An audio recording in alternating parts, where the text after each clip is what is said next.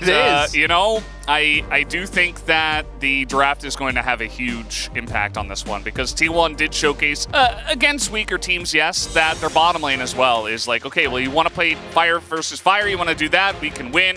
Do you want to try to give us Senna? We can win. We can do pretty much anything down there. I am curious to see how Gen G, especially starting from the red side here, will deal with the bot lane meta, which has been seeing a lot of bans recently in the first phase. Ooh, a lot of questions already being answered here. Double bot lane bans. The Kalista, the Varus, both still open. Ashe also still available. We do see the Zeri being taken away. Unsurprisingly, PaCe has really been favoring that as of late, but given that there's so many strong picks still open, it really speaks to me that I think T1 are going to try and look not to match scaling like they've done against some of the weaker teams, but really go all in as Lucian, Kalista, and Varus all still available, and it will be the B1 Lucian to come through here. We'll see how Gen G responds. They've really been liking these Kalista lanes. Might be a fire with fire situation. This would be very much comfort for PaCe. Maybe Milio Aphelios is what they're looking towards here. Something we have seen Emilio come back up, I think with the Smolder it was. Yeah. But that's a throwback. That's not something we have seen in recent games. Yeah, I feel like this is kind of like scrims leaking into our pro play. We see a lot of bans towards the Lucian, but we're like, hey, it's not having a lot of success. But on this patch specifically, Lucian Nami is 3-0 together, and it is going to be T1 who do pick that up. So even though it was banned a lot, still seeing a lot of picks and a lot of focus as Jace did go through the draft. Has been banned a lot. The Lulu makes a ton of sense. We are spared from Zeri Lulu. Instead, we get Aphelios Lulu into Lucian Nami. But the Jace has been banned away already, starting this patch many a time. And it seems like finally Zeus is freed from blinding Aatrox. Now he gets to blind Jace, which is way more fun. And is going to feel great for the top laner of T1. Gets the one trick a different champion. Now, it could, of course, still go to Faker. But expectation is that this does go towards Zeus. Gragas ban coming through here. That's maybe a throwback. Maybe one of the responses that they see very often against the Jace in their scrims and in their practice. And so that's going to be taken off the board already. Would have provided a nice front line alongside of the Rel with that squishy back line. So let's see where this next ban is going to go. I do like the focus on the Vi that has been very top tier in the jungle so far. Didn't see a lot of jungle focus outside of the Sejuani ban. The Nico is available on 14.4. It wasn't in 14.3, so that's a comeback, and they will take that away. Had to either ban that or Nocturne. Especially with Lucian Nami, I would not have been surprised if T1 would look for that as a mid-jungle core. Nocturne Nico makes it really hard for the Aphelios to play out the game, especially because Lulu does provide a lot of added safety, but not really the way that the Kench does into these big backline ultimates. I actually was wondering whether they wanted to go for something a little bit more out there, say a Malphite or a Wukong. We've actually seen Wukong slowly creep up. Back in top was always a really good matchup in Jace if he could survive till 6. You know, Chovy Chovy used to be one of our mid Cassante players. They could flex it. I'm not saying they're going to, but that could be a nice mind game to start us off on the red side in game number 1 of this series. Jarvan, a favorite of Owner. I think he gets buff on the live patch, but still a decent pick at this point in time, especially into something like an Aphelios that doesn't have a lot of mobility. It's going to be the mid lane counter pick to come through here. Hwei has been ignored up until this point. LeBlanc and Ahri still both available. Blind LeBlanc to come through here for Faker. What is Chovy going to pick up into that? Yeah, I guess maybe expecting the Ahri to come out and... has to be. Yeah, just going for the blind LeBlanc, something that can be very safe into a lot of lanes. There is still a bunch of picks you could go for, and both of these mid laners have champion Oceans, so really comes down to Chovy. And it looks like the Corki is going to be the choice here as the final pick for the side of Gen G. Corki coming through here for Chovy. Not something we're going to be super excited about, but in this matchup, definitely going to be an advantage in the early laning pressure to come through here from Faker. Do also expect this to be the AP LeBlanc. Combine that with a Jarvan as well, there actually is an incredible amount of power in that mid-jungle 2v2, whereas Rel Corki, once it gets going, it is extremely strong, but the expectation will be that it is going to take a lot more time to get going. And in general, the Gen G composition, to me, doesn't have any great early game presence to speak of. There's small moments, right? In a great situation, you can get a Rel engage with a red white Aphelios, but that does somewhat rely on T1 not really being ready. So Gen G, this is very much their style, very much comfort for them going for these type of team fighting compositions. But I think T1, they're going to be happy with this. A lot of backline threat with that LeBlanc, with that Jarvan, going to make it really hard for FaZe to play out the game, and he is a very important part of this. We'll see if Gen G can weather the storm, because T1, they're going to make him work for it.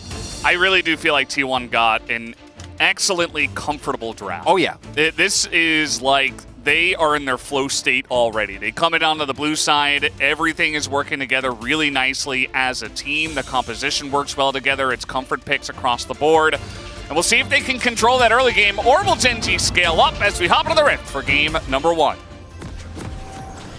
T1 하나 둘 셋. T1 화이팅! Gen G 하나 둘 셋. Gen G 화이팅! 미니언 생성까지 30초 남았습니다. All right, fans are out in force tonight, as this is a big matchup between T1 and Gen G. It's good we get this matchup. We get to practice for the future. 6 more that we're going to get in upper finals and grand finals, and then upper finals and grand finals plus the 2 extra summer round robin matchups. Surely a team will rise up and match them. Yeah, I mean, at this point, it looks like Hama Life Esports would be the team to do it, but if they get crushed by T1 as well next week, then I don't have a lot of hope. Yeah, I do feel like that is gonna happen. We'll see. Maybe a patch can help. No, I don't think a patch is going to be enough. With how both of these two teams are playing right now, it seems hard to imagine. So some of the tech that we see here, FaZe has gone for barrier as well as PTA, so really trying to play more lane dominant on the Aphelios into the Lucian Nami, not wanting to give over control. We know that Lulu can definitely do some early work, but not really where FaZe and Lens have excelled. Then there is also Zeus starting with a Cole here, so really looking to just scale into a big mid-game threat as soon as possible. So we do see the early trading coming through here, and this is why the Lulu, I think, really has risen up in prominence, even though Milio at the time was enough to withstand with the extra range. Lulu, it's just a straight-up lane bully this early on. Seed level 2 about to be hit here first for the Gen G bottom lane, so they're going to move forward. And Slow comes down on Naguma. That's going to force a cleanse and heal already. Of course, Lehens did heal to try to get in there. And nowadays, it's just so tense down in the bottom lane, especially when you get like 480 carry lanes. But even in lanes like this, at the level 2 marker, you see Gen G really trying to put on the pressure. Both junglers have been spotted on the Raptors, are pathing towards opposite sides. I don't think there's really a great diving opportunity for either, because both or at least the top wave is about to crash for Zeus. Might get a free back out of it. We'll see if he actually takes that or if he tries to play for blades. On the bot side though, Lehens and FaZe still have the lead in terms of shoving here. But we'll see if they're actually able to coordinate with Canyon. There's a lot of aggressive trading. If the jungler is pathing away from you, that is a risk here from Guma and Karya. Yeah, especially down a couple summoners, but they do get the barrier out of FaZe, and so that is going to even it up. Of course, Lucian Nami can always be very aggressive. Trying to do that before FaZe gets many items is going to be nice. But so far, things are going pretty well for FaZe and Lehens. It was kind of crazy, too. We saw the played stats of this split so far. This is Faker's first game of LeBlanc all year, which obviously very well known for this pick. But he's played a lot of other things. The mid lane has had a bunch of strong picks nowadays. It feels like they do have a big impact on the game in general from the mid lane. So definitely a lot of stuff he's been playing with nowadays. Our meta tyrant was removed, and all of a sudden mid lane is flourishing again. You get to see blind pick LeBlancs. Arya's come back, although that's obviously also testament to the buffs that she did receive. And we do see neither jungler really finding any opportunity here. Gen.G didn't find an opportunity to stack a big wave, so Canyon just ends up backing instead. Same for Owner, although he did put up another Raptor ward, meaning that they should be able to find what will happen to that pathing of Canyon. The first plate is taken here by Pays and lands. Owner looking for someone, but there is a ward in the Tri-Brush, so... And with flashes still available especially, I think Pays and lands are still going to feel quite safe. We don't see any action just yet. Yeah. As Zeus, 24-7 on the Jace. Yes. Definitely one of our guys that will blind pick the Jace and be very happy to go for it. As we have aggression, the flash bubble gonna get a flash out of Lehens. As Owner was making his presence felt in the bottom lane. Gonna free up Guma and Keria to go for a back because they were kind of struggling in the health department. And they will elect for a back now. Big thing there is that both of these supports are really juicy targets now that especially when the ultimates are available for both junglers. Engage for either bot lane here is kind of conditional. You know, it's really hard outside of landing a bubble specifically. You can't start a fight the way you do with something like a Nautilus whenever you please. But both Owner's ultimate, once he has it available now, is just going to guarantee trap lands. No way out for him. Same for Keria. Without a flash, Canyon does have a great opportunity to get on top of this Nami, as we do have the jungle or the Dragon Rider being started. Pace is on the back, so will Keria. Owner, yeah, he had an inkling. I think Canyon actually showed up there, and they're going to say thanks for the leash. Will be a big win if Gen.G can get an early Dragon here, given that they do have a composition that scales very comfortably, courtesy of Pays and Lehens in his bot side. Yeah, even a singular Mountain Dragon, it's not going to feel amazing for the squishies, but for Cassante and Rel, they're going to obviously love that one. So early objectives going the way of Gen.G as Tovy's just not allowing Faker to go back. This has been denied a couple of times already. So bottom lane going pretty swell. The jungle obviously going in favor of Canyon so far, and the mid lane as well. It's pretty even at this point. I mean, it is a quirky, but Faker is slightly behind in terms of CS. 86% win rate on this one. Part of the reason why I was surprised that this is his first time playing it this year, as he has a 16 win streak, played it 9 times in 2022 spring. Yeah, it's not bad. Faker's LeBlanc, definitely the thing of legends. Cool to see it come back here again. I was about to go and talk about T1. The fact that they don't necessarily need to completely take over the game in laning phase. All right. Well, we did just have an in-game visual bug. No big deal. And we are right back into the action. As once again, here in this game, T1 with a very slight lead in terms of gold, but overall a very even game, and Gen.G did just get a couple of objectives, so feeling pretty good about picking up that early Mountain Drake. As mentioned, T1 are going to be looking to accelerate the game. Not that they don't have a decent amount of power in the later stages of the game when it comes to things like the Jace. Having a ton of range can be really tough to play into. The engage is good, but it is just Owner who, as the game progresses, might struggle as big bubble. Yeah, even the barrier at a P's as well, and the second that goes down, immediately Guma is just going to fire forward and do a bunch of damage. So big win for T1 on the bottom side. Guma dinged 6 right there. If he had more mana, I wouldn't have been surprised if he looked for an all-in there, but they didn't want to risk it. They also knew that Canyon was towards the bot side of the map, did sneak away a red buff there. Owner now 6 as well, but the flash on Lehens still down. That is big. Wouldn't be surprised if we see Owner try and make a visit, as we have a possible topside gank here. Yeah, we did just see Keen kind of bait that one out. Now we have the Ghost coming out, all out used as well, and Zeus not going to be able to flash away from this one. It's first blood given over to Keen in the top lane. Excellently set up. Very straightforward. Not a lot of counterplay to that one. The moment that he starts the CC chain, Keen with his all out. No way for Zeus, as Canyon then follows up with the Q, finds W, doesn't even need to invest his ultimate. Gonna be a big win, allowing Keen to more handily shrug off the damage that Zeus is gonna be capable of. And this early game thus far really going Gen.G's way. Wonder what the soul is gonna be. Orcs is here, so we should be safe. Yeah, should be. I mean, look at the way he handles this, though. Pushes away, baits him in, there's no vision. And leading with all out means he's just dead. Really nicely done. No opportunity for Zays to outplay that one, except not be up. But with Jace, you're always going to want to try and play as aggressive. Also, by itself, not necessarily a cause for concern. Zeus does have the call, also was able to pick up an early plate, and does have a CS lead. Because, Zeus did hold on to his flash from the last gank. Might have to use it here. As Smite's going to come down. That is a miss on that one. He does elect to just knock him away, and there's the flash, but he uses it right into the W of the Cassante, and he is just absolutely dead as the return gank comes through from Canyon, and it is absolutely successful.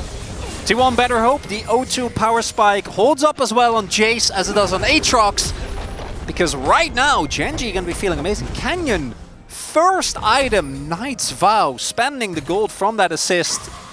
And I have no doubt that that's going to be put straight on top of Pace in an attempt to keep that man alive. Corki obviously also really essential to the damage profile of Genji, but he is Corki, so his life is a lot easier.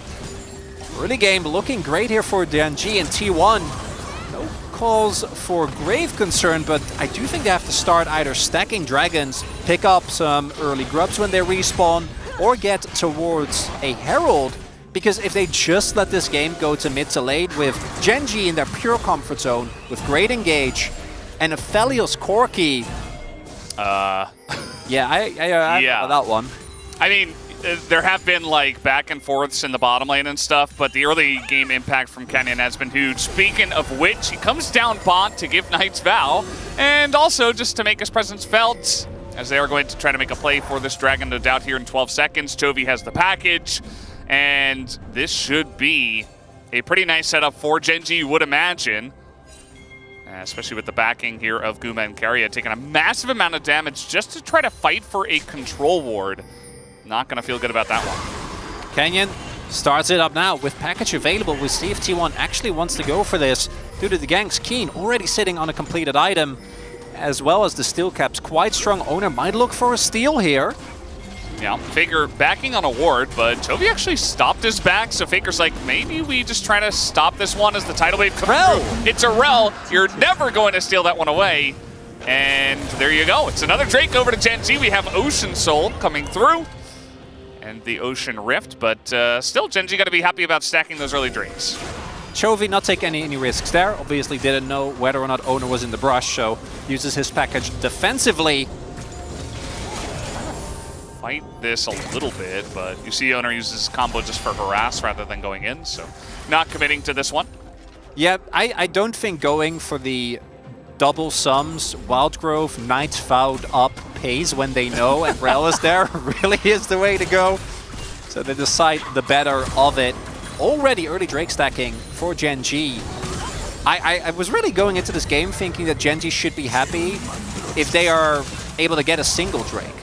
Let alone two. Ocean Soul not going to be the most relevant, although Cassante obviously does enjoy some Ocean Souling from time to time.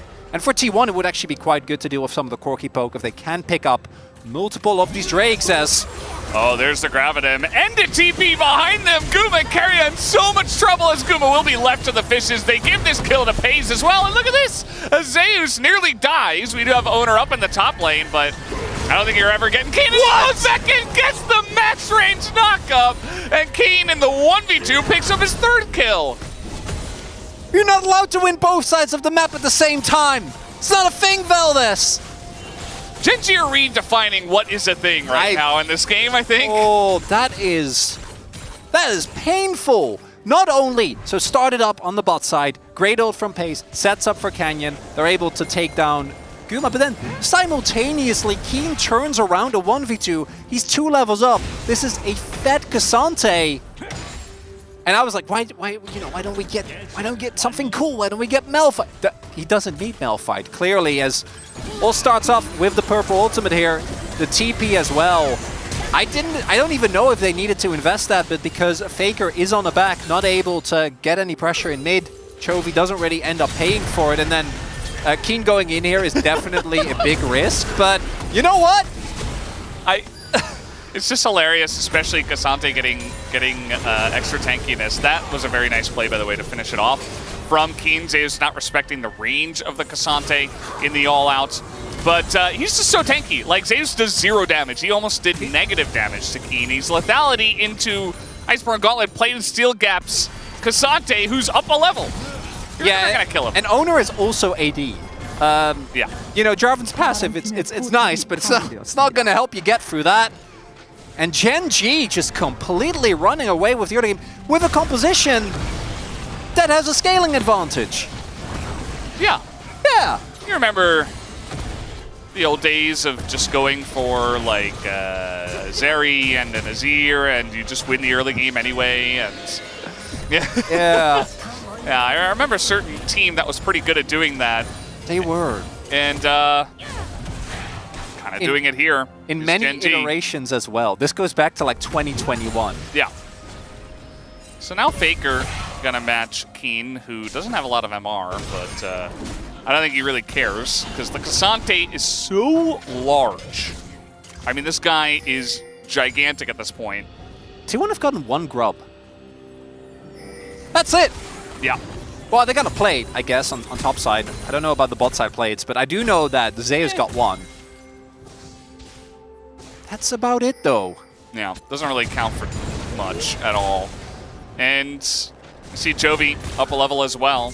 He did have to go for the Hex Drinker first into the LeBlanc, but other than that, he is very happy about his current state. He does have the most farm on the map. And Lehens is in a very awkward spot. He is Lulu, so maybe he just is fine. He will win the trade with Redemption for now, as Wild Growth does have to be used. Faker flashing the wall to get away from Canyon, as it did kind of turn into a bit of a bait. Lions did have to use Redemption and Wild Growth, but they get the flash out of Faker. Gonna take that trade any day of the week. Faker, of all people, should know how dangerous Lulu is. Just not able to get a lot done, and so much of this is T1 trying to go for a counterpunch. Yeah, not sure if this is really going to amount to too much, as immediately TP comes in from Jovi, and that will be stifled. Oh, he doesn't have TP now for the next dragon. And he's not super strong, only sitting on a not finished yet, or not transformed rather, yet Mana Mune, as well as a Hex Drinker. We'll see if Gen G wants to go hard, because they can also just let this go. They can say, hey, you have your 1-item spikes, you have a really strong brawling composition. We're just going to let this one slide. I got an inkling that they're not going to do that, though, because Keen is backing, and I'm pretty sure that he's going to finish at least another component in this 3-0 Cassante with almost a frozen heart. Yeah. It'd be tough to deal with. I mean, for anyone who's AD, which is 3 people on the side of T1, like, Faker is not in a fed position, and yes, they nearly take Lehens' head off, but he's got heal, he's got his Redemption back, does not have Wild Growth, and will have wanted to use that here on one of his other members of his team. T1 still wrapping around, trying to contest this. Jovi with the package here as well. Faker trying to bait this one out early as some poke does come out. Canyon looking for the engage. They get the cleanse out of Guma as package immediately out of Faker. He's in so much trouble. Look at his health bar on the top side. Down he goes as the turret will help them out. And Faker immediately is taken down. That'll be a 3rd Drake going to Gen G as T1 will give up on it. And they're looking for a bit more. I mean, Guma's taking maximum damage here as a cube comes down. Guma not going to get all outed here by Keen. No. And Keen takes 0 damage, right? He's taking negative damage. He has so much armor. Keen's not even remotely impressed. And going into this fight, I really want to give credit where credit is due. One part of how oppressive Gen G's early game has been Canyon is ganks. But Faker being lane locked by Jovi is so big here, because Jovi's been able to just get through this lane for free, gets an absolutely monstrous pass. That's with Lehens being almost 100-0 to the start of that fight. And it just doesn't matter. He positioned safely. Yeah. Keen, as mentioned, does not, in fact, take damage. The only person who could, in any universe, damage him died at the start of the fight. Yeah. Died to package. I mean, Faker just got hit by the slow, and at that point, like, we're going to see this 1v1 again, I guess, although Faker not spotted. But kind of an interesting spot to challenge Chovy's up a level with Maw complete. Yeah, you don't... That's not... That ain't it. That's not happening. Now Genji has Soul Point. 19 minutes in with a Corki who just transformed his second item. Yeah. It's kind of crazy that we came into this game 1, and I was looking at this T1 comp, and I'm like, they should feel so comfortable. And then Canyon was just like, nah. No, I don't think so, actually. Let me just end this early game in our favor. And it wasn't just a small lead. It's now a bit of trading here on an owner, but they're not going to commit onto a Jarvan. As Rift Herald also coming down, maybe trying to make a play here for this mid-tier 1. See how far they go with this one. Keen, who I thought was going to be one of the biggest weak points here just because of how good Zeus has been. Just with the help of Canyon, has been able to do so much work. Tidal Wave coming in, also committing onto Keen. I mean, you just immediately die. That's never going to work as desperation from T1. And Genji immediately put that one down as 5 members here in the mid lane just continuing to pressure up. But they run out of a wave. Zeus is going to miss the Shock Blast. And Genji just going to run away from this one. But look at the control that they have. They don't necessarily have to run away from this one unless they want to go towards that Baron. As even at this point, could consider it, but they're just going to back away from it for now. He just doesn't care. Yeah. Like, no, he doesn't take damage. Like, why even fire the Shock Blast at him? guys? Yeah, this is the Don't pressure. even bother! They just used Scryers just to make sure that they're not doing the objective. We're literally right at the spawn. Yeah, It's but again, 20 minutes. They definitely could. Definitely could. But that alone, I predicted Genji expecting them to have an edge in team fights and mid to late. They're the game flattening T1 where T1 is strongest. Yes, and the game isn't over. T1 have been able to make miracles happen, to find incredible team fights, but that has been against teams that aren't Genji. And these engages do not give me a lot of faith, Valdez. Yeah. I mean, I don't even really understand what the goal of that was there. I mean, you're not going to save the turret. You're not going to deal damage ulting a Cassante. Pace has Collector now. It's never going to work.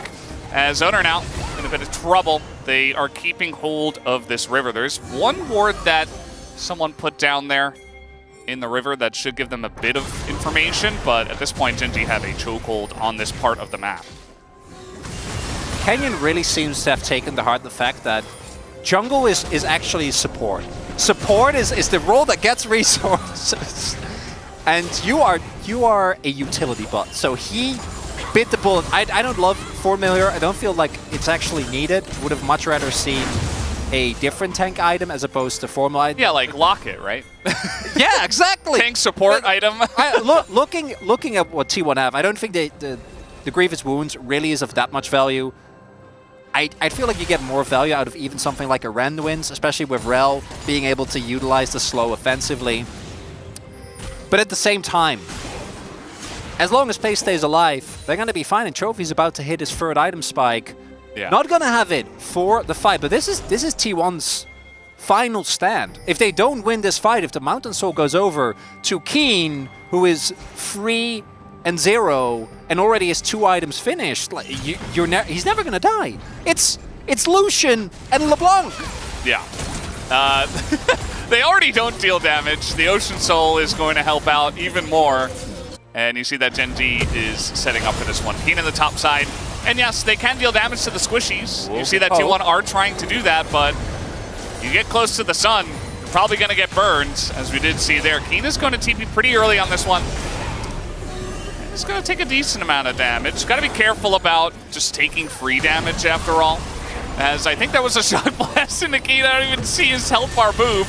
Redemption was used early, but now Keen in the front line. Faker trying to get some poke down. Has a ton of damage already in Owner. He's just going to get burst down. Immediately the package comes out as Guma burst to a crisp in the back line, as one missile could do it, but they don't even really care about him. They take away Zeus from the map, and Guma is just trying to survive here for as long as possible. One auto would do it. And I think Chovy, yeah, he's just going to clean that one up. Doing the most damage at only 2,800, and it is a massive wipe in favor of Genji. No one on Genji has died yet! Yeah. What is happening? It's, Genji are just kind of stomping. They are just... This is... Whew. Okay, so the poke lends somewhat redemption from Lahens, which he did rush, actually does a lot of heavy lifting. But T1, they know they need to get this soul. Hayes gets taken out of the fight, at least for a little bit, by the combination of Guma, but then Keen just deals with multiple people. Owner goes in completely disjointed from the rest of the team because he desperately needs to try and steal a soul against a Rel, which obviously isn't happening. And at this point, T1 is so far behind that they just don't have the item breakpoints. They don't have the advantage that they need with this comp to get anything going. Yeah. And you see Gen G, they are a pretty thick death ball. They're very tanky with the Rel in the front line over there with the Lulu to back it up. And then you've got a nice amount of poke and siege if you do want to go ahead and do that as a 4-man unit. Zay was just kind of desperately pushing an outer on the bottom side of the map. I mean, Gen G trying to just utilize their Baron buff here. Already 2,000 gold in the lead. But he will pick up at least the objective bounty. The fact that there is an objective bounty kind of shows you where this game is at, as Chovy is 3,500 gold ahead. And that's only Chovy. That's just Chovy. That's a full item! Has Malignant's done now as well? Hey, that's like 1.5 Frozen Hearts, man. Koenig Rooker now done for Keen. I could see angles before that dragon fight for T1. Not great angles, you know. I had to stretch it, but yeah, it's like a you got to give degree angle. Yeah, it's T1. You got to give him the benefit of the doubt. Now though, there's no angles. If it wasn't Gen G, if this was like DK that somehow got themselves in this position, I'm like, they'll find a way. But it's Gen G. Yeah. Gen G does not lose from these positions. And how could they when they have a Corki that's 3.5k gold up? Really, the hardest thing now is... Oh boy, he's just going for it, man. He's just Valkyrieing forward, looking for kills. He's like, 4 is not enough. And yeah, I mean, T1 desperate to just try to get anything, but they are going to lose this inhibitor as Gen G storm through the front gates. They get the mid-inner as well. And, I mean, at this point, Faker just going to try to TP in, but it is maximum desperation as Keen's going to get that knock up here onto Faker. He's in a bit of trouble as 1v5 is doing more damage. A massive engage comes in immediately from Canyon, and they all get blown to smithereens. As right through the front door, Gen G gonna win this game in 27 minutes. No deaths! It's over.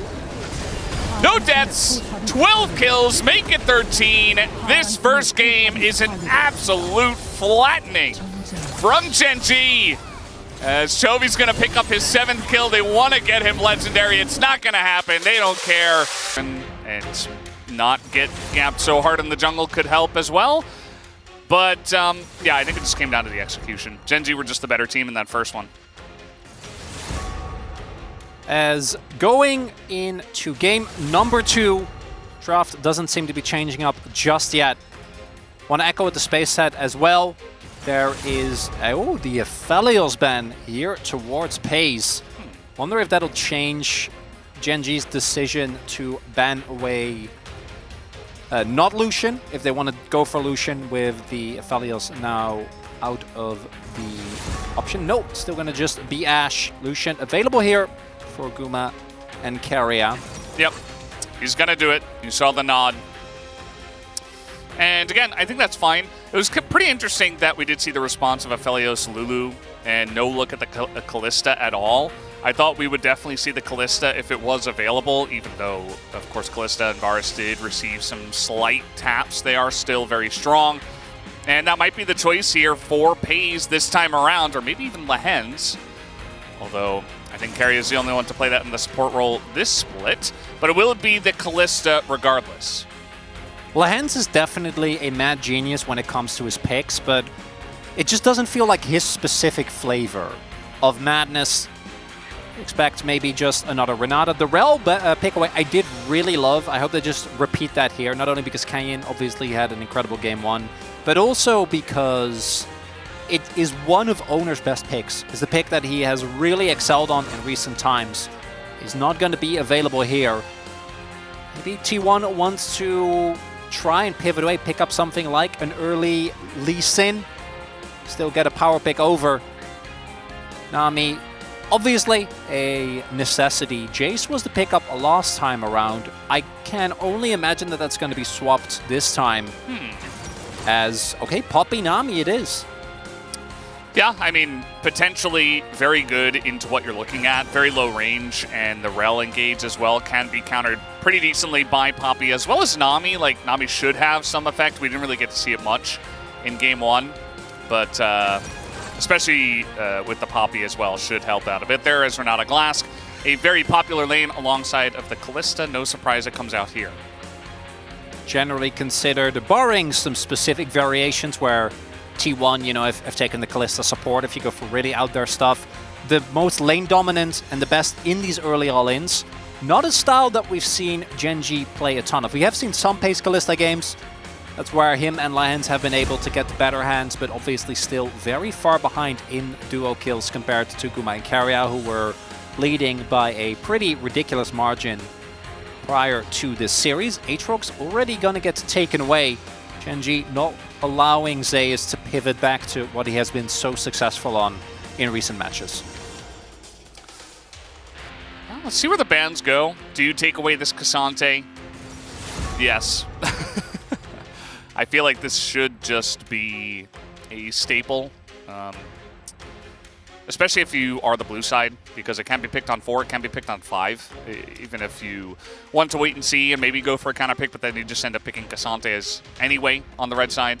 So they do deny that from Keen this time around. You know what's been seeing a lot more play nowadays is Gwen into more tanky matchups in the top side. Keen also a stellar Gwen player, but the Gragas gets taken away, threatening the Jace pick. Now Gen.G is looking at an R4 Jace. Big win here for T1 compared to the previous game is that this time around they'll get counter pick in at least one of the lanes, as the Jace does get banned away, so Gen.G not going to be able to pick that one up. But I don't even know if they necessarily feel like they had to go towards that direction. This is technically a flex pick, but expectation is that this does go towards Keen. It's where we've seen the TF the most. Yeah, so Chovy just resting his eyes, I hope. But yeah, can be flexed, and we'll see where that does end up. I don't think that's a reaction to the pick, so don't read too much into that. But yeah, now it's up to T1 to decide, okay, what do we have to play into TF in the top lane? What will be good? And, you know, what are we blinding this time for mid? As Talia is going to be the option for mid. If it does end up with mid TF, Talia can kind of follow. Obviously not as fast as the TF can roam, though. Ooh. Keen played this, did not do great, didn't matter at all. Got targeted out by the enemy, was completely irrelevant to the game because the rest of the map state was being won really hard by Gen.G. Tristan atop, coming through here for Zeus, a lot of safety for this pick. Do love Talia into Kalista specifically. Feel like it takes away so much of the agency and space. Playing Kalista into Poppy Talia, good luck on that one. Not a fun matchup to play whatsoever. And this is really interesting. Chovy, although we do know how good he is on the Ahri, also opting to pick it into, again, the Talia I'm okay with. We've talked a lot about the fact that you have so much mobility on Ahri that you can kind of circumvent the way that Talia plays the game. But if you add a Poppy to that, I feel like the zone control for T1 is incredible. T1 must be feeling a lot better here, although there are still, I think, some of the same hallmarks of if you do fall behind with this composition, it becomes really hard to play out. That said, though, this time it's the same for Gen.G. If your Kalista lane really doesn't get going early, maybe you can win through the TF and the gold that he generates on the map, but it's hard to imagine that working against the amount of backline dive that T1 have available. Yeah. The pick potential of Gen.G is kind of obnoxious, let's say, in this one. One gold card could lead to a Rel engage, a handshake, an Ahri charm, a Kalista play of some sort. So certainly target acquisition not going to be too difficult for the side of Gen.G. If they can start things off on their terms, it could be nice for them, as T1 might just want to play this one as a death ball. Try to keep your 280 carry safe with all the zone control they have. Gen.G up 1-0. A lot of agency They didn't need it, but this time the draft gives them even more. Let's see if they can repeat it here in game number 2. Game number 2 starts right now. T1, 하나, 둘, 셋. T1, fighting! Genji, 하나, 둘, 셋. 소환사의 협곡에 오신 Genji, fighting!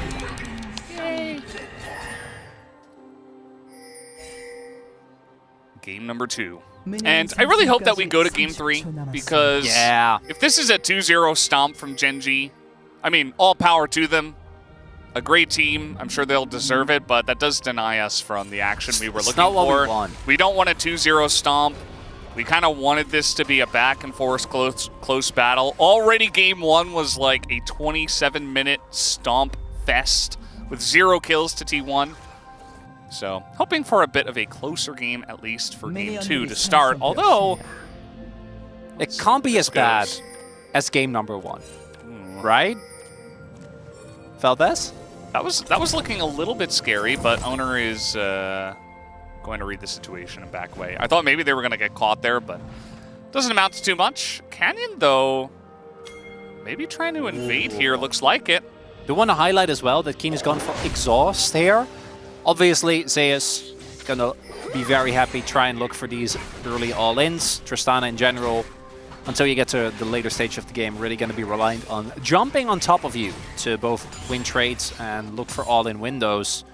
As Canyon is gonna be able to steal this away early on. Whoa, I don't know. Owner will definitely know. They are gonna run into one another now. Yeah. He is Rel, and could potentially try to fight for this one, but he is in the enemy jungle, so pretty dangerous. And Owner's just chasing him down. He's just saying, no, I will win this fight, and he will. In a very long lane, quote-unquote, that is the jungle.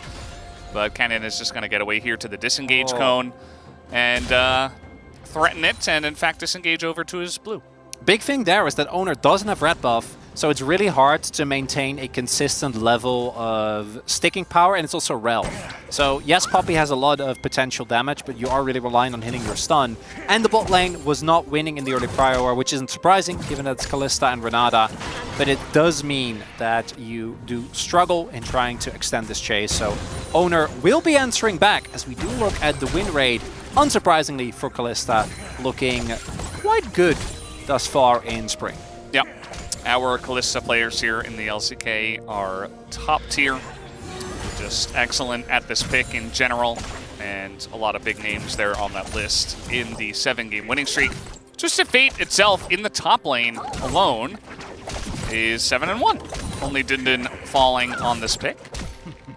Keen has also been the guy that has been playing this the most, as Canyon, I think, a little afraid there that he was going to get the reset on the patience, but now a large part of his jungle has been taken away. This did cost a lot of time for Owner, though, who is still level 2. Yeah, Canyon's going to be like, this is weird.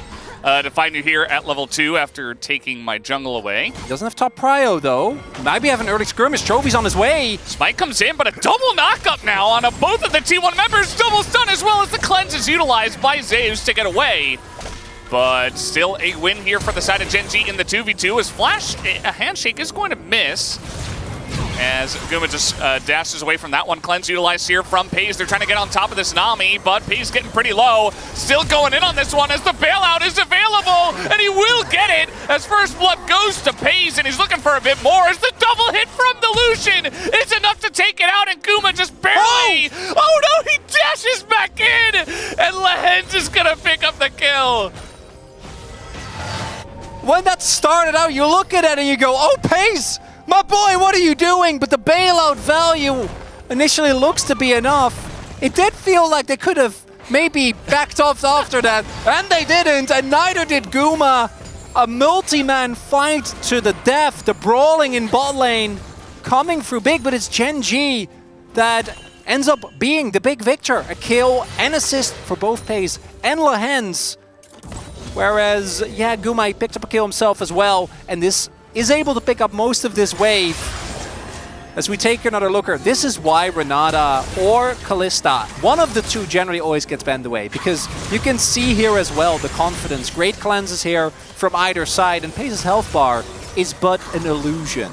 It's not real. He knows that he will get plenty of extra time, has the spear stacked, and then this is where I'm like, you can also just back off. And they thought that with Lahens' handshake, they would actually have it. And Guma's dash in there is also because they're Lahens is tanking the entire wave. But that doesn't really excuse the fact that Lahens, I think even in the worst case scenario, probably would have traded. Even a couple of minion orders, I think, might have done it there. And that was, again, a win in the bot lane for Gen G and an early Drake going over to them. Yeah. And this is the second time now that that has happened. So Guma's reaction, he was not happy with himself after that, as, okay, it's a bit of damage. Just a bit. Pays, yeah. As he has gone for Q-Max here. Already 2 levels in it at level 4.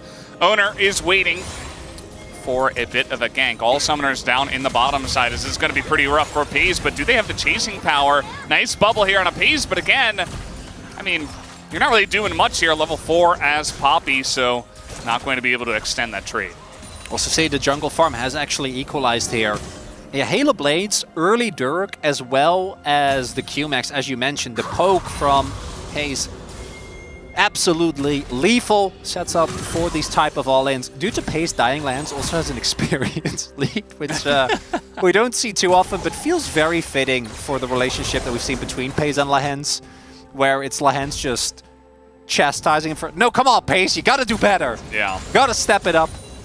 And we do see a lot of early attention here, because unlike the previous game, it is in the it's of the utmost importance for both of these two lanes that they generate early leads, because whichever bot lane falls behind isn't going to have a great time. And in his case, he just generally isn't going to have a great time because he's playing Kalista into Poppy and Talia as another attempt at a play here. This time, there's his flash ult and his Tristana, and he's not having any of it. Yeah. He doesn't have cleanse, but he just got it. So after all that, should be able to just cleanse a gold card and then hop away.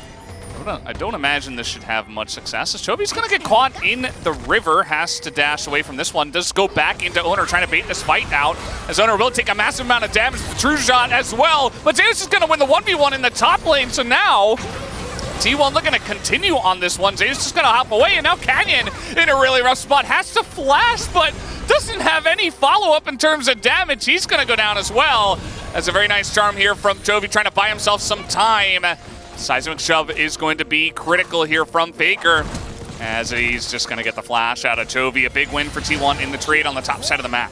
Really necessary for T1, with the bot lane already taking quite a big beating from this Kalista Renata that they couldn't afford to, like in game 1, lose the top side. And this time the Gambit works. Zeus finds the all-in on Keen, ends up going down, and Canyon as a result also taken out. This time T1 really ready for the response with that play, even with Chovy roaming over. No opportunity for Gen G to really collapse on Zeus, playing much more careful than game number 1. I imagine that the coaches had some choice words for him after playing it fast and loose with the Jace, as we do take another look here. Keen, the 1v1 never really where you're going to excel in this situation as the TF. Also, maybe if you're able to get the exhaust on, specifically the explosion, could have been the difference maker. Not going to be the case then. Oh, Canyon, just let the flash go. It's a Poppy. You're not going to be able to get the damage there, unfortunately. Chovy can't make it over because of the stones and because of the threat of Zeus. And Faker also able to get the flash out of Chovy as well. So now the game state still in favor of Gen G, yeah, but much more equal than it was before. Yeah, it's a nice little fight back from T1 to try to get this back at parity, but as you mentioned, you know, with the TF in the top lane, yes, he died, but he's still going to be ahead in gold, I would imagine, just because of his passive. Also, the mid lane going pretty heavily in terms of CS towards the side of Chovy. Lahens bubbled up. Doesn't have a care in the world, it seems. Guma really wanted to take that ward away, but he will not be able to. The pressure in the bottom side from Genji's bot lane still doing a great job. Drakes are going to be the big thing here. A lot of very, very great Drakes have already been taken away. We don't have the possibility for Hextech, don't have the possibility for Infernal. Orcs has been holding strong, so I don't think it'll be a so Chemtech. far. So far. Such. He wouldn't let us down in game 2. Yeah, surely. Yeah, I have a little bit less faith than you do, but we'll see. We'll keep an eye on that. And level 6 hit for everyone down here. So culling is going to be big, but at the same time, the ability to like go for a big hostile takeover, a handshake, you know, stuff like that. Chovy is going to be forced to Spirit Rush away here. Just trying to be aggressive in the enemy jungle. Now trying to put down some damage. Now we have this trade down in the bottom side. Big chunk done to Lehends and Pays. That's big. Might be enough, unless someone on T1 mid position, to get them to Drake. No ult on Chovy. Pays and Lehends already taken very low.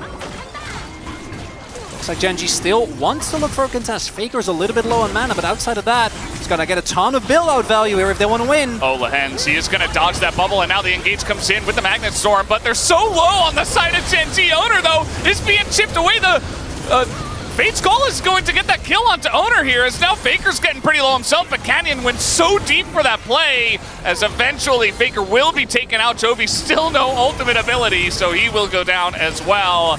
Zeus makes his way down, and that should be T1's Dragon to take. Dragon is going to go over. Genji do have a counterpunch on the other end of the map, but a much more even trade compared to last time. Big as well. It's also that another kill went over to Lehends. And if Chovy had his ultimate available, that could have been a very different fight. But the fact that they went for it in the first place is kind of crazy, given the health bars.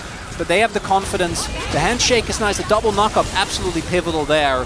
And Guma and Carrier are not really in the position to do a lot of damage there. Hayes, even with the threat of the rocks, still is able to get some damage going. And then Zeus shows up. It's like, guys, I was promised there was a party. Where is my party? Guma almost ends up going down to Drake.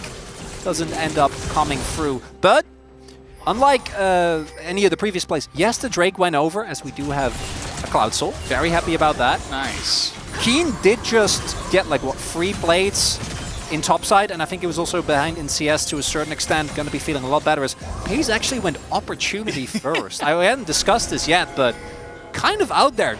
Don't think that I've seen this yet. Lethality, like, it's mostly just early Dirk, and then you go towards the Norma Callista items. When you don't want to play Varus, I guess just do this. But Guma gets in with the culling. He is going to kind of miss it as they go into the river. Here comes Chovy. They have a Rel behind them as well. Charm could be huge if he hits it. There it is, onto Owner. He's in a lot of trouble, but the stun for the Rel is going to miss. It will not matter as Pace takes him down in the 4v3 that was set up nicely here from Genji. Getting in once again with that one against the flash out of Guma. And, man, Genji's getting so much value out of this play on the bottom side of the map. Keen's roaming as well. Faker was looking for a possible ult angle. Doesn't have level 2 of the ultimate just yet. And the fight was already kind of lost, so there wasn't really an opportunity for T1 to try and collapse on that. We'll see if Keen ends up ulting back towards the top side of the map, because Zeus is going to make this turret disappear. It's a great magic trick. I know he's playing against TF, but I'm sure he has something to say about it. Yeah, there is the ultimate, as expected. Don't want to give over too much free gold to Tristana, but a big win for Genji in that one. Yeah, absolutely. You can see now a 2,000 gold lead in favor of Genji. And Owner's down on the bottom side of the map. He's like, hey, maybe I can do something in the face of 8 wards in his vicinity. But still going to make his presence known. At least gives his bottom lane time to clear the wave and back. But we'll take another look, rather, at how this is set up. The confidence of T1 to try and fight into this Callista Renata is admirable, but Chovy is so far ahead of the curve here. I really don't think that they expected him to already be in a position. Completely catches T1 off guard, and with the RE there, the extended trades are really strong. So Zeus just walks it off. Not too bothered by that. Yeah, I mean, the Tristana, you can see many of the different ways that it has a nice matchup into the TF. You can take cleanse as well, but also you can just, if the gold card gets fired, you just hop away, and then you have some nice distance. And you can cleanse if anyone else is there. Also Wend Call, which, when you think about it, is just like buying a TF passive. It's not as good. Yeah. But it helps a little bit. Budget TF pass. You don't feel like you're getting hustled quite as much.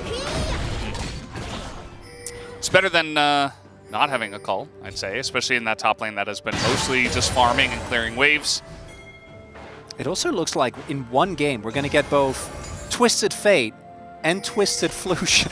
The Atlas Invention coming through. Oh no. Guma going so cursed. for Shiv first, RFC second. Canyon they're trying to do the same thing, but it's, Yeah. guys, I get that you want to, but Zeus is very clearly playing a lot more respectful, and he's also Tristana.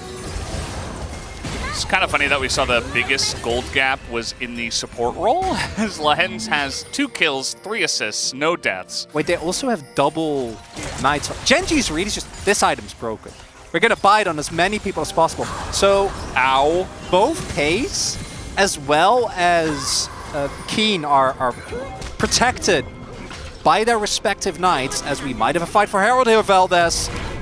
Yeah, kind of an interesting one. Zeus did pick up his first item, so maybe just trying to utilize the Tristana value, but the cleanse forced out already.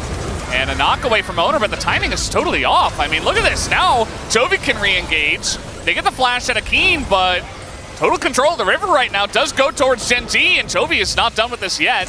Rocks on cooldown at the moment for Faker, so Chovy just gets to dash around and have some fun. And yeah, that's easily going to go into the hands of Gen G. With the health bars low, T1 might have preferred to back off and save their TP, because both Chovy and Faker TP'd. Gonna be feeling great for Gen G, because they did actually get the Herald. No! Nah, surely that was on purpose, right? Like this, Canyon. Canyon! Yeah, that's... That was not on purpose, Chad. We know. Well, there's a wall coming out here as Faker trying to make a play. He wants to make a difference in this game. And he's just going to sling some rocks at Lahens. No! He gets away! On basically no health, as yes, he did have to flash, but Faker's going to be kicking himself for that one. We're getting a back and forth game, fellas. That's all I can ask for. A lot of frustration, I imagine, for either of these teams, as Pacers just seem to accept Varus is not cool anymore. Kalista is Varus, but with a utility ult. We're going to make it work. Ghostblade now done as well, and outside of Poppy, there isn't a lot of tankiness, as Canyon might look for a steal. Now let's see if he can get it. Yes, he He's can. Rel! It's Rel! As how many times do we have to see this? Keria also isolated, free kill for him. Zeus, meanwhile, yes, he will take the turret, but Gen G, they're stacking Drakes. They are winning these fights, and they're continuing to put pressure on this map.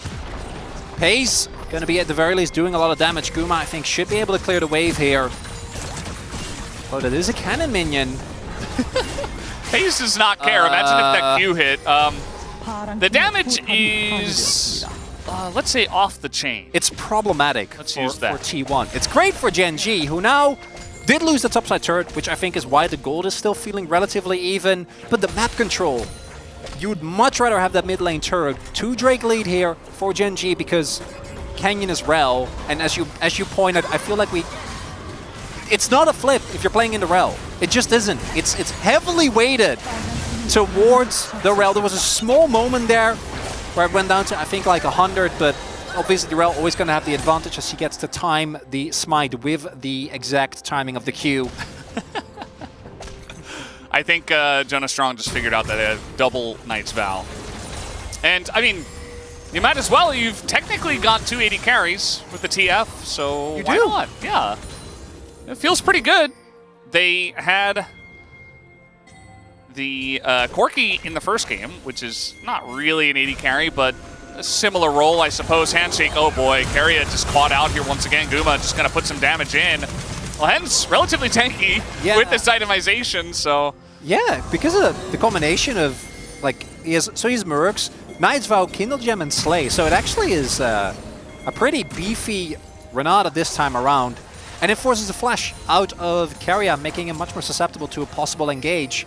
Or perhaps even Keen jumping on top of him out of nowhere. Chovy did get spotted there on the ward. And the third Drake fight, as it often is, I think is going to be a major breakpoint here. If Gen G are able to get that one as well, Cloud Soul with things like Rel and TF and Ahri is going to be feeling really good as the wall. Yeah, they're just trying to open up this mid lane and look for a play onto the turret. That's a knock-up on a Canyon. The max range seismic shove as the bailout doesn't do anything. It's a kill for Zeus. And just like that, they are going to clear the wave, so no turret does go down just yet. And in fact, Keen did get a turret on the bot side of a map. So now Chovy coming on in, using the end of his Spirit Rush just to push them away. Little attempt of Genji there Baron. is that T1 do pivot. Oh, 20-minute Baron. the T1 Baron. It started up. Keen has his ultimate available. The teleport getting invested. Double 80 carry is going to do a nice amount of damage to this, but it's just so early. I mean, this is very risky from the side of T1. It is very T1-esque, but Genji not to be failed. And as you mentioned, the Destiny spots them all and makes this very easy. You can't back there. Okay, they're just going to fight it, I guess. Fate's Call utilized. The Tidal Wave does get a lot of value in this jungle. And it is a 4v5 here for Genji. Flash forward as gets stunned on the rocks at least, but Chovy will avoid his death. As Genji pushed them away, but it was kind of close there. With no cleanse, if Keen had flashed there, I'm pretty sure Guma would have ended up dying. Was very close at the end. T1 trying to take some liberties with their back timings. Genji still looking, not going to go one way or the other. Did force out the teleport, or the ultimate rather. As we take another look here, one of the big things with Rel and how tanky she gets, and why I think Kenyon feels like he can go, is because of if you hit people with skills, you are basically unkillable. If you don't, and you don't proc your Aftershock, you do go down very rapidly. This from T1, definitely optimistic. My main point of contention with this that they invested Faker's teleport, and that feels a little bit rough to me. Oh, we got some fights in live. It is Canyon in a lot of trouble once again. Has to flash the wall. Nice little pick from the side of T1, but flash forward here. No cleanse onto Guma. He is in so much trouble, and down he goes. Pay's gonna get that one. Keen nearly takes, or Zeus rather, nearly takes out Canyon. But Chovy gonna win the 1v1 here against Faker, and Zeus is so far behind enemy lines. T1 so broken up in this fight, and immediately Genji gonna capitalize on that one. A triple kill for Pays. 4 for 0! That's gonna be Nash! Genji go for a brawling composition, and brawl they do. That's going to set up perfectly as well. They will get the empowered backs, make their way back, and it starts in an attempted pick onto Canyon. This time he does get to proc his Aftershock, does stay alive, and then Keen. Again, Guma, he doesn't have cleanse. Doesn't have it available. It was used in the previous skirmish, so when Keen hits, Lahens knows he can follow up. Chovy doing so much work in the backline, winning that 1v1. Yeah, the 1v1 was critical. Like, Faker did 0 in that fight. And Chovy had obviously a lot more Spirit Rush after he picks up the kill. The angle from Keen was perfect with the flash on in. Identifies that Guma does not have his cleanse and makes quick work of that. And Genji just wiped them off the map with one fell swoop. The game was kind of close before that. And with double 80 carry on the side of T1, you could say maybe, but Double Genji stumps. now very much in control of this game. This is like so monkey's paw. You're like, oh, I wish Zeus had a much better game. Well, he did. Outside of that, though, the key thing to me is that T1, when they have been at leads, they've been, I think, by far our most overpowering team. You know, they've been stompy as hell. But it's easy to forget that against Genji, getting early game leads is quite tough. And when it comes to team fighting, Genji haven't really met their match. And in this series, I don't think they have either. I think that with the Soul going, or rather the Soul Point going over to Genji, them getting the Baron this early a Baron, Pays has Edge of Night as well. Chovy, who isn't even remotely the focal point of this composition, quietly as he does, is monstrously fed.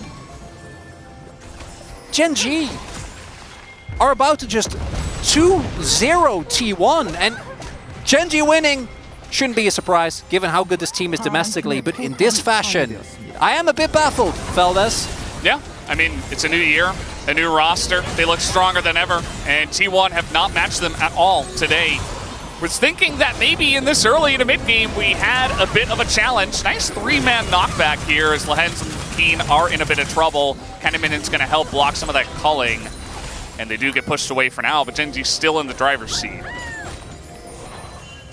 Last game, it was just a jungle gap. This time around, it's as if Genji is just able to play better around the power of this Renata. And the bot lane in particular, I would not have expected Pays and Lahens to get the upper hand, but in this game, they really have.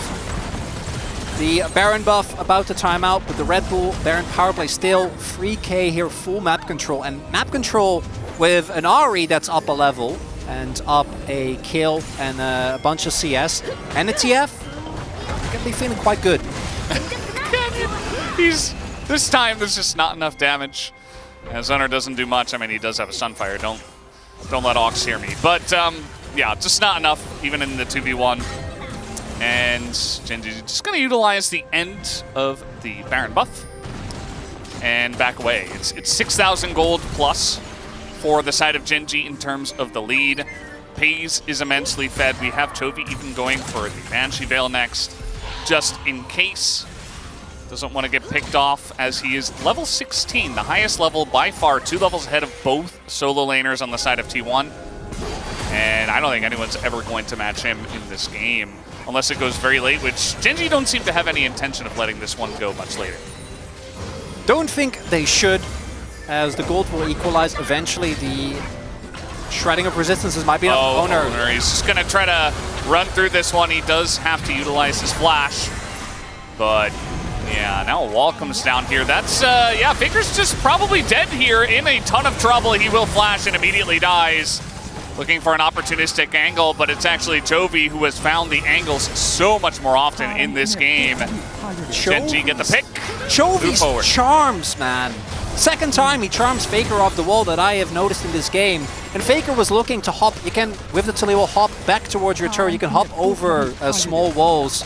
But Chovy just perfectly knocks him out of it, rather charms him out of it, takes him down. That's going to be the inhib gone. Yes, it's mid inhib, which is the least bad of inhibs to lose, but that's when we're saying stuff like that, Velbus, you know that the game state is not looking too hot. And there's another kill, and live it looks like Owner is just dead, and we're going to skip out of that replay.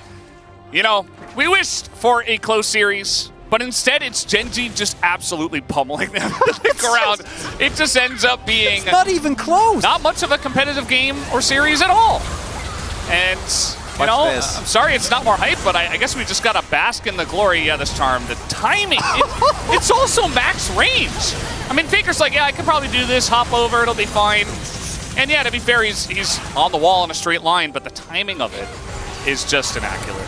And I think, you know, Chronicler, you were just a little bit ahead of your time with your Chovy vote in game 1. I think you can do it in this game as well. Are you giving me the bailout? Yeah. I appreciate it. I'm the Renata Glask in this game. For you. Oh, for me. I appreciate it, Velbus. Right now, T1, anything short of a miracle was not going to keep them in this game. QSS bot for Keen. Yeah, Guma. Yeah. Oh, boy. Dead. Yeah, they're making this one hurt as well. I mean, the teleport from behind Chovy's like, okay, Chronicler, I see you. I'll make sure that you can vote for me in game 2. We've had a lot of games go very long in this meta nowadays, and it might be 2 games under 30 minutes. Isn't like Pays or Lahens though? I feel like they did such a good job. Is this me trying to recuperate from my previous Chovy vote? Am I trying to overcorrect? Yeah, I mean, I do have a tendency to do so. I don't think it's Keen or Canyon. No, I feel confident for but that one. If anyone did games, like Pays or Lahens votes, I think that's fine. But Chovy has been the most flashy. He really has been. A possible angle here for T1 to pick up a bounty. They traded for Baron. They will. I mean, they'll get the Cloud Drake, but to be honest, who cares? It's one Cloud Drake. It's a Baron going the way of Genji. And Guma's done the most damage, but that's because he has the ability called the Culling. And that's about the only reason in this game. Velbus, I can't lie. I was expecting more. I was really psyching. We all were. We were psyching ourselves up. We all were expecting like this more. series is gonna, and it is amazing. I'm a Genji predictor. Yeah, I'm sure you're feeling great. But this is. Woo. All right, Chovy. Oh, the charm again, and yeah, he'll cleanse it, but he barely gets away with his life. And yeah, at this point, Genji can pretty much do anything. They are so far ahead, over 11,000 gold. And it's early, but you can see that this is a very important series because if Genji do win this one, it could lock you first place. T1 were really their only competitors. They took out Homolife Esports this week as well. And it's weird, but I feel like this series is more one-sided even than the Homolife series was. But I guess in terms of stomps that were 2-0, it's pretty similar, I guess. It might be expectations playing into it as well. I don't think any of us had any expectations of Hanwha. And it isn't to do with Hanwha not being a good team. It's just that very clearly both T1 and Genji are on a different level, which you know, if you've been watching the LCK over the course of the last 2 years, it's nothing new. But T1 not being able to match either is... And to this extent, Gen G, I really all the praise for their gameplay in this one, and we're already winding up because it's guys, it's an 11k gold lead. It's over. The game is done. over. Yeah. I'm sure, I don't want to speak for you, Chronicler, but I'm sure that even though you guys did predict for GG, Oh no. you were probably thinking like 55, 45, Yeah. maybe even closer. Yeah. I don't think anyone could have expected it to be this one-sided, but it is the way it is. I know, maybe Jonah Strong. Jonah He Strong. does have a gift. Yeah, you probably predicted 3-0, even though you're not allowed to do that in best of 3 series. Yeah, I think that Gen G should just be applauded for coming in here against a really strong opponent and making them look a bit silly today. And Jovi, it almost looks like he took it personally as the max range. This is what I was talking about with the TF. You just have so much great target acquisition.